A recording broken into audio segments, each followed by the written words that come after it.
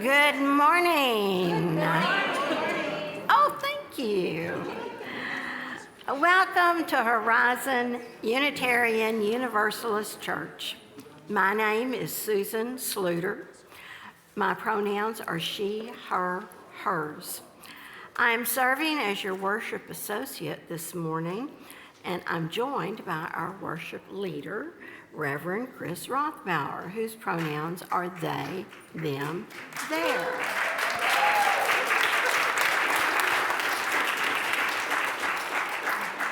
We're excited to welcome you to our worship service this morning. We're so glad to have you with us today, whether you're joining us in person or virtually, whether you're here for the first time, or whether you've been here for longer than you can remember.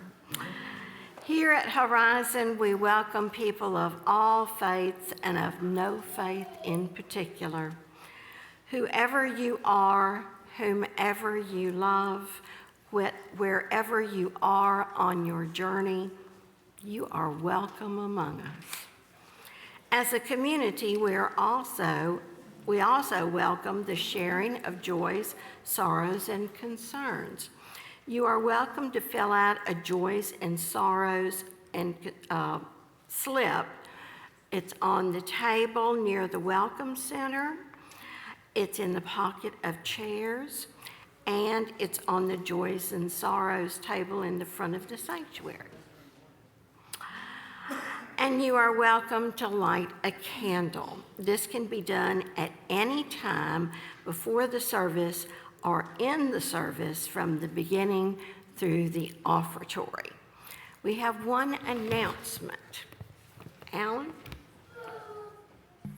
So as is tradition, I'm wearing green on St. Patrick's Day. What you might not know is there's another tradition for St. Patrick's Day that the week after St. Patrick's Day, people get together and they cook chili and cookies, or biscuits as they would call them. It's true, I read it on the internet. It must be. So if you would like to sign up, and please do, because we've only got 2 chilies and 2 cookies now, and that's not much of a competition. So we've got the code here. It's in your newsletter, which everybody reads, and it's next weekend. So get your chili recipes out and get your cookie recipes out. Let's have a great time. Thank you. Our call to worship this morning is from the Reverend David Breeden. Welcome to this place where certainty transforms to questions, this place that takes what it is and imagines what can be. Welcome to the space where what was fixed begins to shift, where rigidity embraces unfolding as we join in the dance of transformation. Welcome to this moment of change, where together we transfigure and transcend together. Our chalice lighting this morning is from Betts Winnicky. May this flame, symbol of transformation since time began, fire our curiosity, strengthen our wills, and sustain our courage as we seek what is good within and around us. Please join me in our affirmation, which is printed on the back of your order of service and projected on the screen. Love is the doctrine of our church. The quest for truth is its sacrament, and service is its prayer. To dwell together in peace, to seek knowledge in freedom, to serve humanity in harmony with the earth. Thus do we covenant together. I think I like the word together really well. All right, I invite you to rise in body or spirit and join us in singing our opening hymn, number 1000 in the Teal hymnal, Morning Has Come.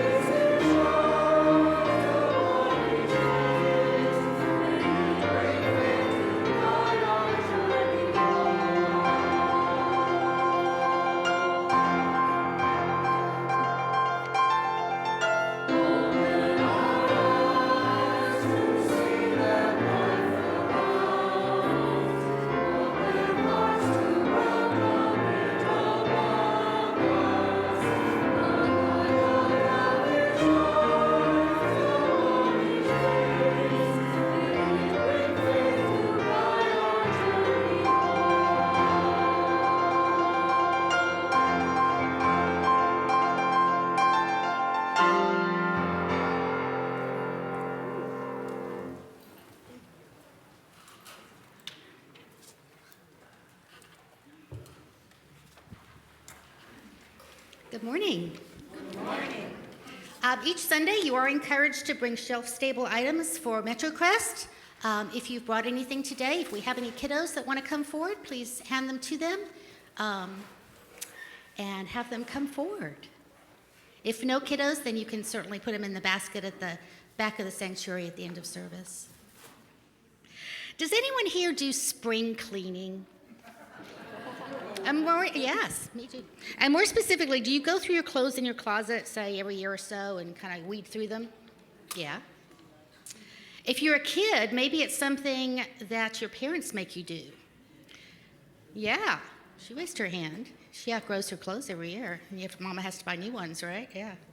So I'm wondering, how do we decide what to keep and what to get rid of? Say, does it fit? Is it still in style? Does it have holes in it? What about what's left in your closet when you're done? Are there old things? Are there new things? Is there a mix of both? Does anyone remember how long ago this church started? Anybody?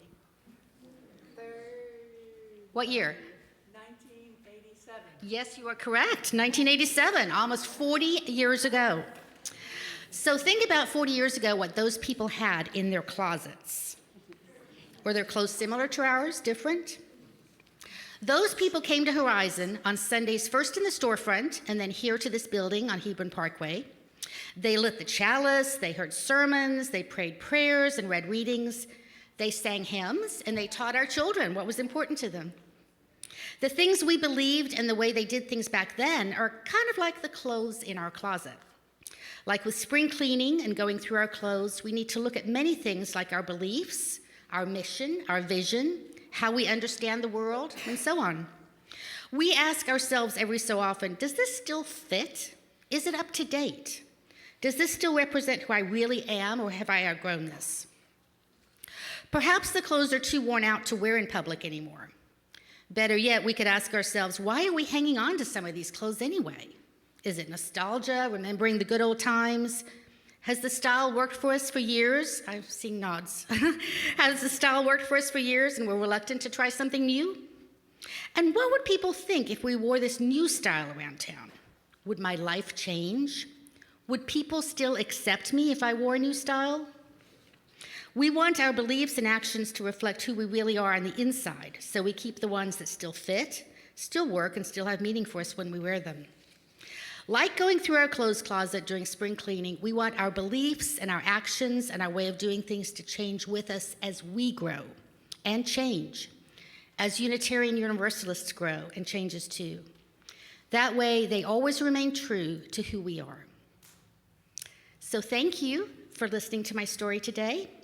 At this time, if we have any children, they can go for spring break fun and games in the blue classroom. That sounds like fun. So let's sing you out.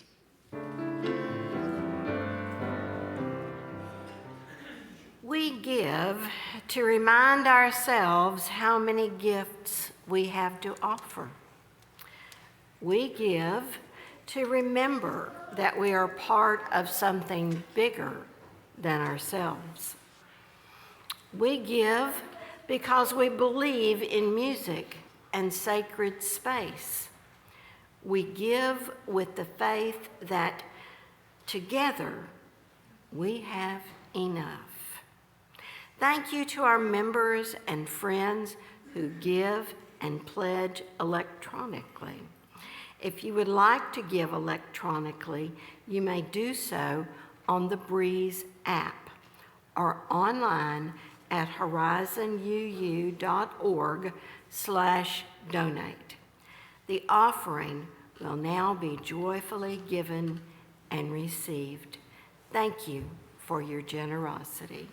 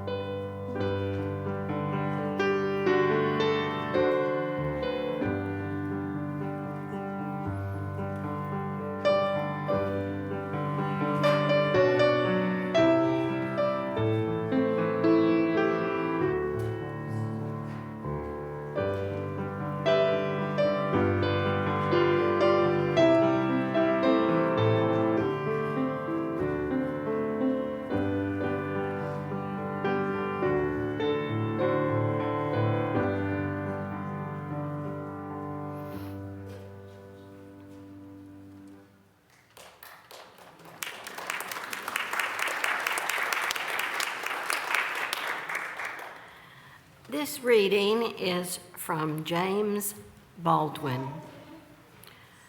For nothing is fixed forever, forever, forever. It is not fixed. The earth is always shifting. The light is always changing. The sea does not cease to grind down rock. One of my colleagues once told the story, in fact, it was during my ordination sermon he told it, of how his home congregation once held a special business meeting. Now, you already know they were in for trouble because the agenda only had one item on it, and it wasn't to call a minister. After all, one-item board meetings are rarely good and are often called only when they have to be because an issue is so divisive that it can leave the congregation reeling. And this was certainly the case here. This meeting had come after months and months of fighting and bickering and arguing, which seemed like they would never cease. And finally, it was hoped they might get some relief after the meeting. Maybe this question would be solved once and for all. The meeting was called to order, a report was made on the item. Then, as expected, people on both sides of the issue came forward and started viciously fighting their point of view. Friends who had known each other for decades argued their point with such ferocity that you knew a truly important topic was on the floor and the church would never be the same. After the months of committee reports and input and heavy weighing by the Board of Trustees, it had all come down to this moment when they would finally find out whether the congregation was in favor of the recommendation. Finally, the board president called the question, and a vote was taken. The measure was defeated by a congregation divided nearly down the middle, with almost half supporting it and just under half opposed. Truly, the congregation had found such an important issue that was enough to put the congregation at odds with each other.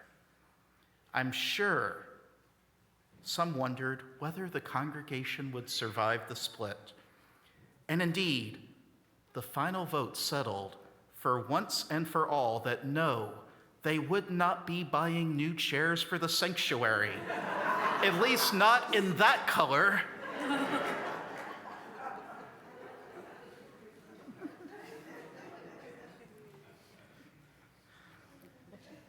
It's easy to laugh at this story, isn't it?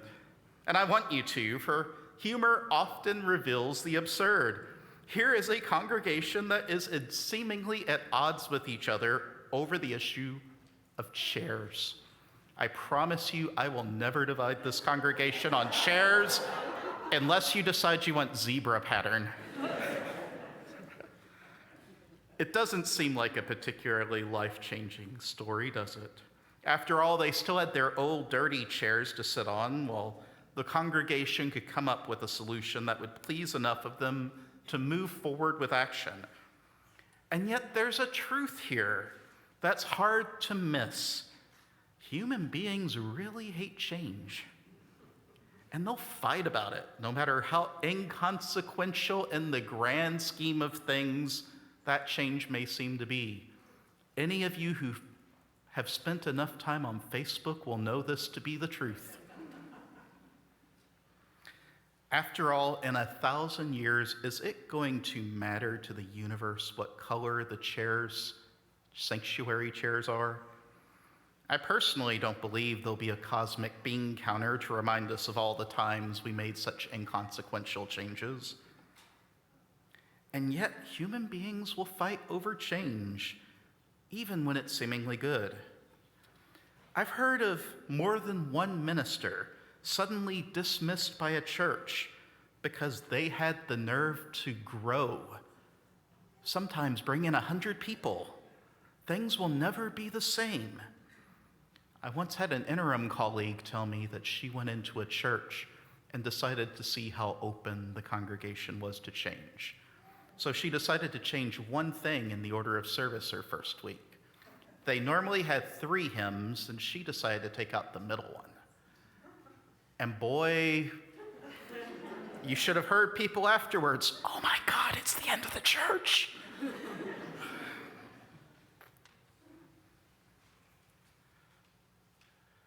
That's why I think church is so hard to go, to deal with. It disrupts what we think we know. Yes, it can reveal what's important to us, and it can make us re-examine our lives and the world around us, but sometimes it's really damn hard, isn't it? The things I thought were a certainty for decades can be upended in a moment, and though I can sometimes influence the direction things will change, even those influences will sometimes nudge things along in a way I didn't quite want. After all, I certainly did not expect that when I went to England to study philosophy and become an academic, I didn't think I'd be returning to the States in order to become a Unitarian Universalist minister. And yet here I am, and it is where I'm supposed to be. A Greek philosopher once said, "Nothing is constant except for change." So that's why Benjamin Franklin was wrong. Death and taxes aren't the only certainties. Indeed, even as we sit here this morning, physicists and biologists tell us that everything around us is changing in minute ways that we can't see and yet will become evident someday. Consider that your bodies, even as you're sitting here this morning, are changes. Cells are dying off every single second and being replaced by new ones. In fact, not a single cell remains of you from the person you were as a child, prompting the existential dilemma of what makes you the same person you were from the time you were born to the time you die. This happened to be the area of philosophy I was studying, and maybe it should surprise you that there are no certain answers to this either.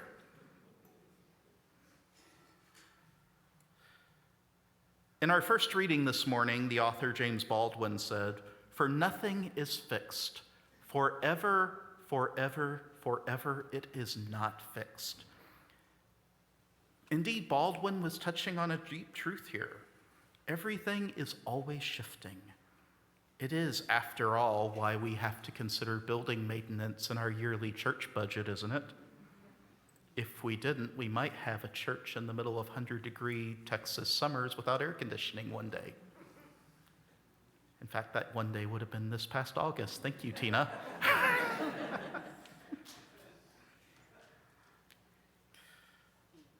This is perhaps the only eternal truth I can offer you for sure.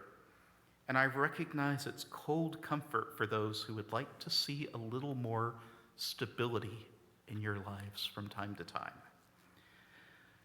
After all, it's COVID-19 taught me anything. It's that too much change can turn me into a discombobulated mess. Now, as I see it, there are only really 2 options when it comes to change. To fight against it with everything I have, a decision that's likely to bring misery to me, since even my fighting will just bring the change along. Or I can find ways to welcome it in as a guest to the house that is my life, to borrow a metaphor from the Sufi poet Rumi, even when I don't feel like being much hospitable to it. Here's what I know. As difficult as the second choice is, the first isn't ever going to work. So maybe it's time to ask, how do we live with the constancy of change?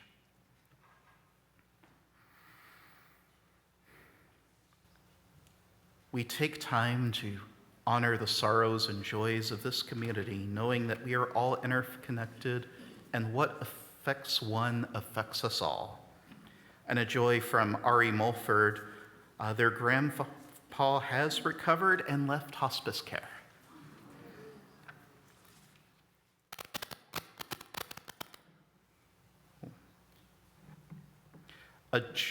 A personal joy, I was just telling Kel and Carmen this morning that it doesn't seem like that everything this weekend that happened has only been a week away, but I realize I haven't from this pulpit formally thanked everyone who made the installation last week a part.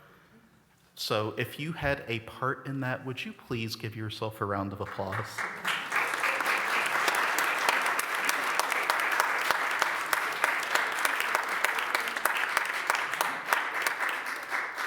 And I'm happy to say that more than one person left saying it was the best installation they'd ever been to. And sorrow, Amy Porter asked me to have a moment of silence this morning because her brother unexpectedly died this past week. She's on her way out to be with her family during this time. So please keep Amy in your hearts. And we light one more candle this morning to honor all the joys and sorrows which have gone unspoken and reside only in our hearts.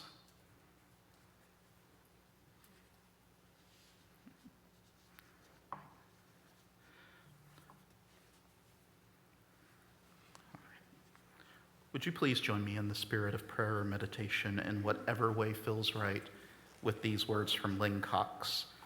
After the reading, we'll have a space of silence, which will be broken by our responsive reading, number 123 in the gray hymnal, Spirit of Life. Creative spirits, sources of life and love, we give thanks for the beauty of this day and for the company of those assembled here. Thank you for the breezes of change, clearing our heads and bringing fresh ideas. May they cleanse our minds of the oppressions and isms that divide us. Thank you for the flame of hope, the heart of righteous anger, the warmth of compassion, and the fire of commitment. May they bubble the cauldrons of transformation. Thank you for the oceans of love, rivers of connection, tears of relief, and pools of serenity. May healing waters flow over us and through us and among us, wearing down the sharp rocks of despair to bring joy in the morning. Thank you for the good earth beneath us, around us, and within us. May we take this clay and co-create a new realm of justice and beauty. Thank you for all these and more. We accept our gifts and commit to building, sculpting, painting, singing, and dancing them to life, to abundant life.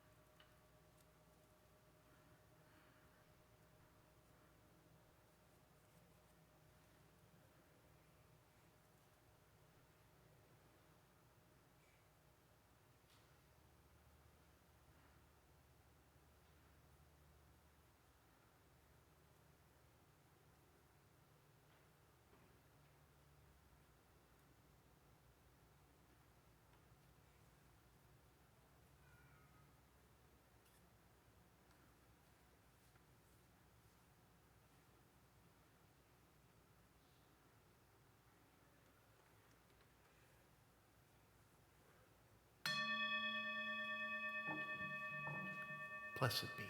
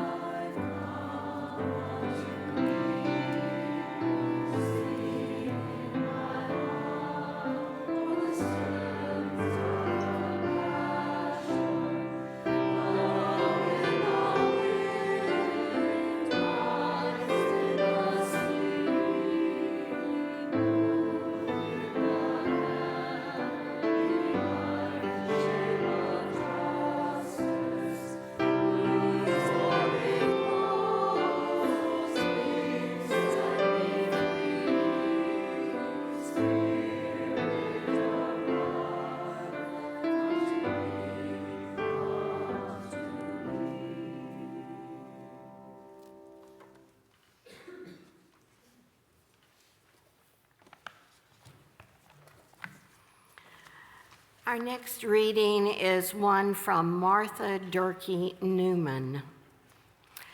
Last fall, I'd been thinking a lot about the end of the world, the apocalypse, the time when the world we know to be true is gone forever, and there's a new world taking shape. I'd been thinking about the end of the world so much, I was going to preach about it. Then, 2 days before my sermon, I experienced the sudden end of a serious relationship and found myself heartbroken, without a place to stay, adrift. I woke at a friend's house and shakily gave my sermon, feeling like my world had just ended. Octavia Butler's parable of the sower came into my life at this time exactly when I needed it. I didn't know the times of change I was in for or how much I would come to need these words. I woke up every morning for months and read these words like a mantra. All that you touch, you change. All that you change, changes you. The only lasting truth is change. God is change. Everything about my personal world and the world around me changed in the span of a week. Then the pandemic hit, and the world changed again and again. So many things ended. So many new things began. We're learning to live on shifting grounds. How long will this last? What will life look like on the other side? What will normal become? Will my country find courage to protect its people? How many of us will die? Despite it all, God is change. And despite how painful, this change is holy.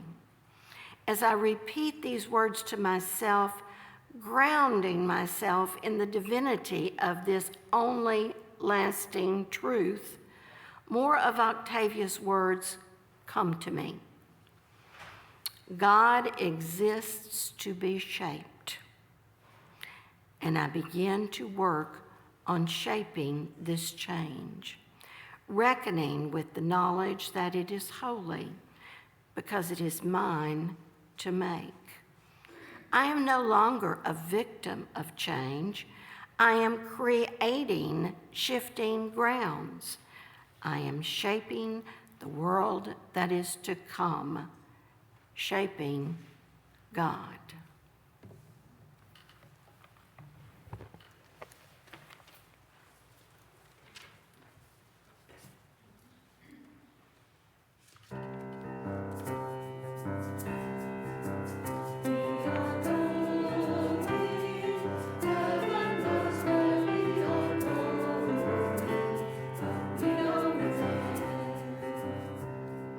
And we will get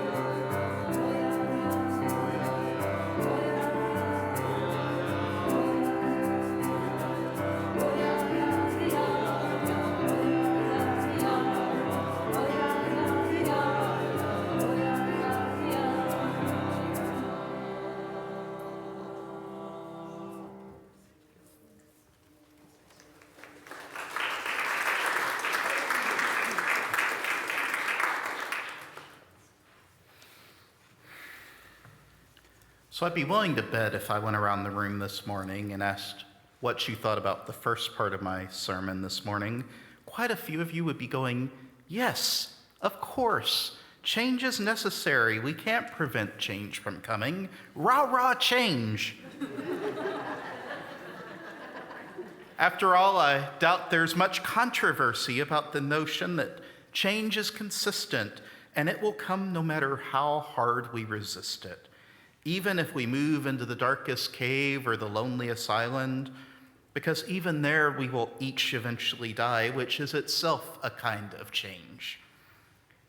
And yet, time and time again, I've witnessed people resist change, even change that seems on the outside good, because they just can't handle the way their families or their communities are being transformed, which makes me think that while a lot of people accept the inevitability of change, very few people like it. They looked up one day and, in the words of an old book on business psychology, asked, "Who moved my cheese?"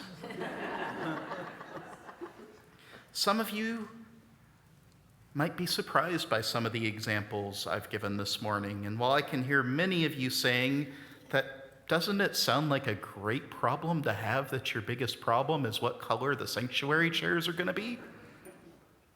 They brought enough anxiety that the only way people could think of to deal with it was by dismissing the person they thought was creating the anxiety in the first place. And in many cases, communities never recover from these dismissals. And though these churches may continue to exist, there's a lesson in this. Yes, we can resist change, but it comes with a high premium. After all,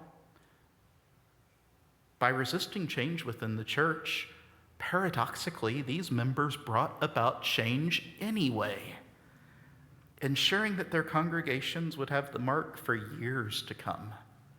It's a perfect encapsulation of what the quote from Octavia Butler says in our second reading this morning.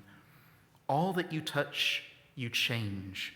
All that you change changes you. Now, I don't tell this story to shame people. Lord knows that might have resisted change a time or two. After all, I didn't go to college until I was 24, and I didn't graduate until I was 30. From 18 to 24, I may not have been happy in life, and my career prospects may not have been the best, but it was at least the devil I knew. But even that devil was hard at work changing me, turning me more pessimistic, lonely, and hopeless as the years went on. When I finally did take steps to go back to school, it felt like a weight was lifted from me, and my life definitely turned around for the better. But for years, I just didn't have the courage to do the things that would make it happen. I didn't have the certainty they would actually work. Certainty. That little word packs a lot of punch because it's the enemy of change. See, I can't be certain that anything is going to work out in the end. Life just doesn't work out that way. In fact, in the spirit of Jungian psychologist James Hollis, I will say that certainty is the enemy of change tolerance. I think it's natural to crave a little bit of certainty, but just as nothing is constant except for change, nothing is certain for it except for it either. Certainty turns out to be an illusion. So often in the things and people we thought would always be there would fade into the background of the past, as our second reading so eloquently put it this morning. James Hollis says, "So letting go of the old is not easy. It requires that we let go of what we thought was certain and cast our lifeboats on a tenuous sea. The more we resist change, the more we are aligned against the nature of nature. In other words, change touches us, and if we resist it, We're resisting nature itself in a futile effort to keep things nice and predictable, to bring an order to the disorder that itself must eventually change. In the age of COVID and diversive partisan politics that never seem to stay the same for even a few minutes, I know some of us are tired of change. Are you tired of change? It's okay to say you're tired of change. For me, it seems like I've had more than my fair share in the last few years, and yet it keeps coming, barreling at me full speed ahead like the crates in the old game Donkey Kong, and I have to keep jumping over it. It seems sometimes like I barely have times to adapt before I have to find my bearings once again. What I wouldn't give for a moment's illusion of normalcy, whatever that means anymore. And yet Hollis is saying that if I am to live my life in a way that's conducive to my own growth, I must learn to tolerate the ambiguity that comes with the constant change in the world. It's me who must adapt. For honestly, the universe could really care less whether I adapt to change or not. It's going to keep on expanding regardless of my life choices. Notice I said adapt, not like. There are some changes I like a lot. I'm going to like it in 2 months when Calvin finally gets here. I like going to the game store and playing a new game. I like a good dinner.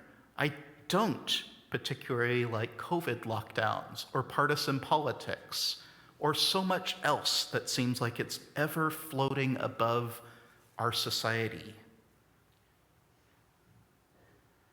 Yet all of them are a lesson to me, that if I'm only willing to take the time to invite them in as a guest in the spirit of Rumi, they all have something to tell me, even when I'd rather not hear it.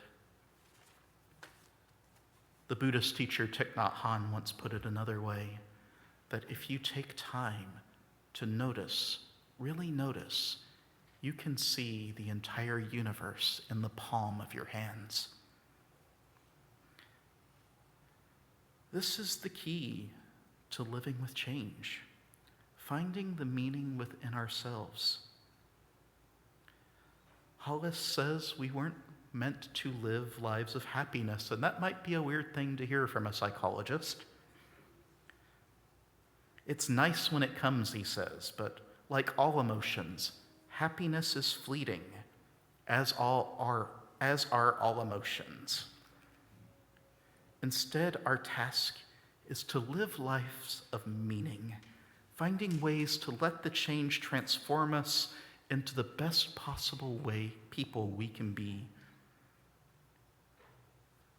Maybe that's the best purpose of being human, to use whatever comes at us, however painful, however uncomfortable, to make the world a better place.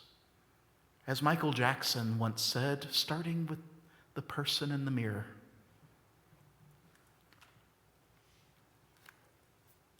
If I'm honest, there's never going to be a day when I come that I'm going to say that I liked those 3 years of rapid change during COVID lockdown. And yet they taught me a lot, made me appreciate a lot that I took for granted.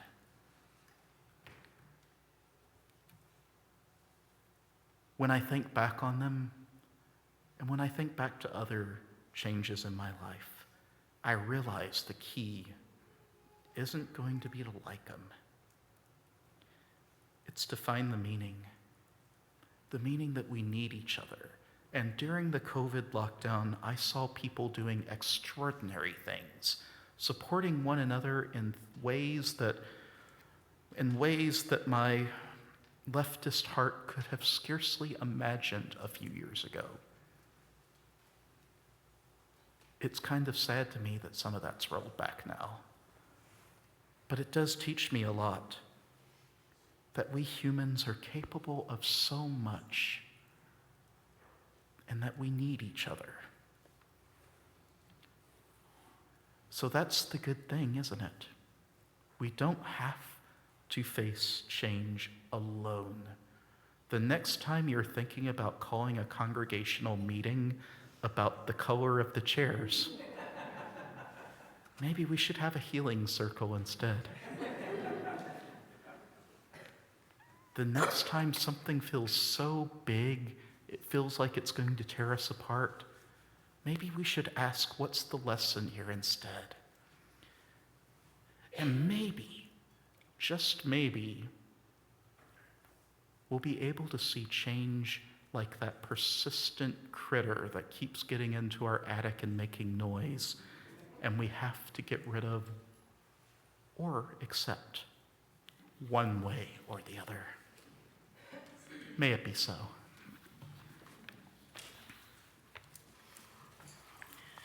We extinguish this flame, but not our commitment to welcome radically, love boldly, grow spiritually, and serve courageously.